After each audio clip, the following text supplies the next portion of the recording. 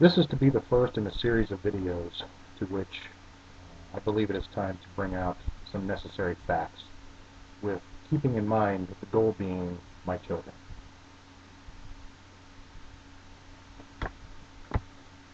This case may seem irrelevant at the moment, but as I explain what happened, I think you will agree it is very close to the heart of the matter. On or around February 11, 2009, Christina knew she was in serious trouble as the children's attorney, Deborah Smith, the court-appointed guardian ad litem for our current divorce case at the time, case number 2008-DR00213, was siding with me as best choice to retain residential custody for our two minor children, Amber and Stephen, as Christina was the one who walked out on us, among other things I will outline in future videos. Knowing this fact, she went out to yet another bar to do whatever it was she does at bars. The fact I didn't care about then, and still don't. While at the bar, she was involved in a bar fight of some sort in which she was allegedly injured. So she decided to go to the ER somewhere in Austintown to get checked out. Seems logical. However, somehow, during that visit, she either lied about what happened to her, or the ER doctor said to her injuries were consistent with domestic violence. Still have no idea which version of this is true yet. Christina obviously decided that she could use this ER report to her advantage and her agenda to get custody of the kids and go on welfare, which she did and still is. The only problem with this plan is that I never laid a finger on her. So she takes this report to Trumbull County Eastern District Court and files a complaint against me. By the way, I still have no idea any of this has even transpired yet, as I was working as usual. You will notice that I was at work when about 90% of her bullshit was going on as I released more of these videos. In fact, I only learned of the case because my attorney mentioned it in passing at the above-listed court while we were there for other business. So I say to Gary was my attorney at the time, Gary Rich, "What the hell is this all about?" He looked stunned and nervous at the same time, which admittedly made me wonder exactly what the hell is going on.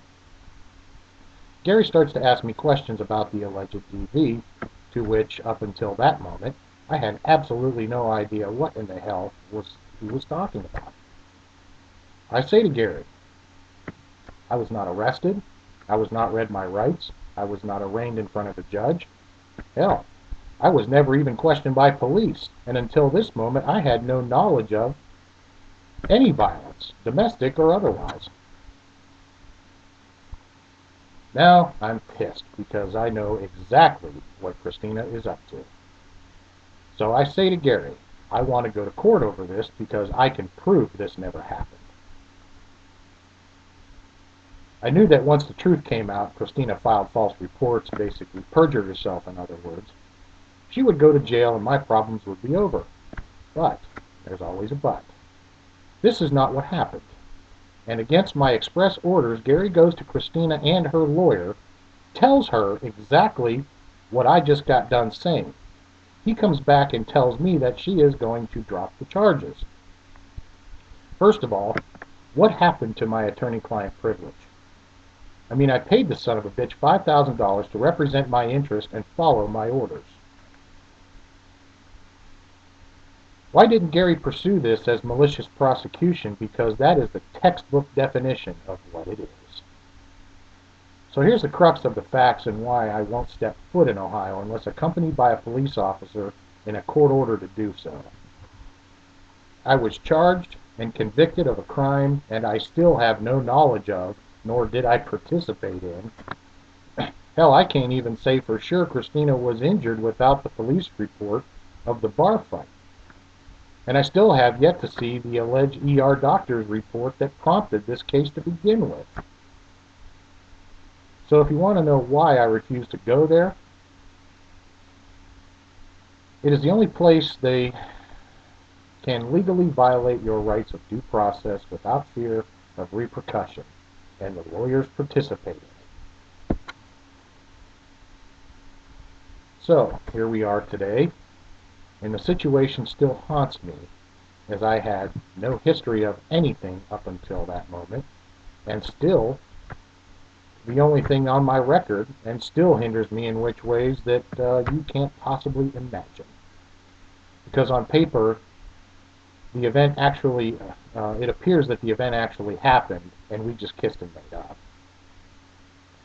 I still to this day have yet to have my day in court over this. Am I the only one that sees a problem here? What about my right to face my accuser? What about my right to have competent counsel? What about my right to due process? Make no mistake about it, gentlemen. These are the facts of this case, and they are undisputed. So if you're a man living in Ohio, let me give you a nickel's worth of free advice. Get the hell out of there while you still can, because you don't want to be in this boat. Trust me. Now, knowing the facts as I've just outlined them for you, your next most logical question is, why? I have one theory which happens to fit the facts. If you review Judge Pamela Rentala's case files, as I have, going back years and years, you will notice one simple fact. In almost every single case that has been before her bench, the decisions are pretty much the same.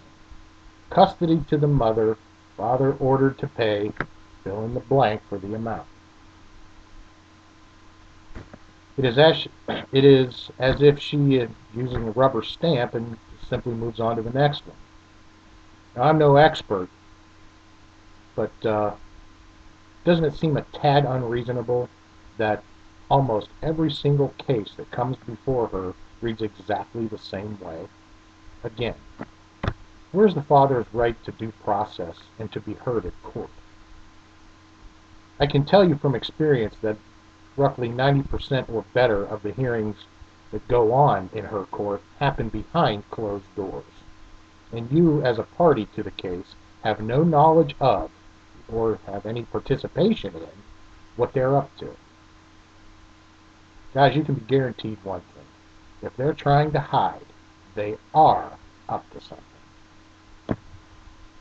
My granddad had a philosophy. He used to say that roughly 90% of the people you meet speak two languages, cash or sex.